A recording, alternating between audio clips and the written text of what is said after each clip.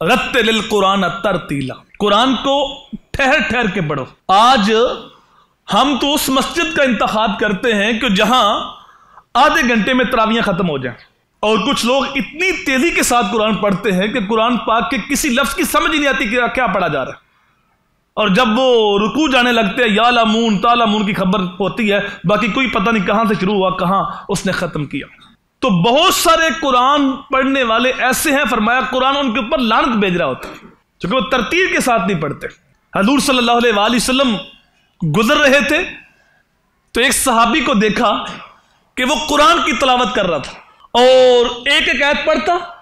اور ساتھ آنسو بہاتا، ایک ایک آیت پڑھتا اور ساتھ آنسو بہاتا۔ تو حضور صلی اللہ علیہ وآلہ وسلم نے صحابہ سے پوچھا، صحابہ جانتے ہو رتل القرآن ترتیلا کا مطلب کیا ہے؟ تو صحابہ نے عرض کی اللہ اس کا رسول ہی بہتر جانتا ہے۔ فرمایا جس نے رتل القرآن ترتیلا کی عملی تفسیر دیکھنی ہے وہ اس صحابی کو دیکھ لے۔ یہ ہے قرآن ٹھہر ٹھہر کے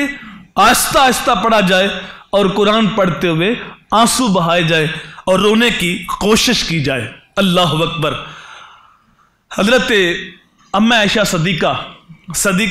صدیق کائنات، محبوبہ محبوب کائنات رضی اللہ تعالی عنہ فرماتی ہیں کہ مسجد نبوی میں کوئی بندہ قرآن پڑھ رہا تھا تو میں نے حضور سے عرض کی کوئی آدمی مسجد نبوی میں قرآن پڑھ رہا ہے، تو کہتے میرے حضور نکلے تو دیکھا کہ حضرت سالم قرآن پڑھ رہے تھے، اور وہ ترتیل کے ساتھ خوبصورتی کے ساتھ عربی لہجے میں بڑے خوبصورت انداز میں قرآن کی تلاوت کر رہے تھے، اور میرے حضور کافی دیر تک کھڑے ہو کے اس کا قرآن سنتے رہے، اور جب انہوں نے تلاوت ختم کی تو پھر حضور گھر تشریف لائے اور ساتھ فرمایا اللہ کا شکر ہے جس نے میری امت میں ایسے لوگ بھی پیدا کیے ہوئے ہیں۔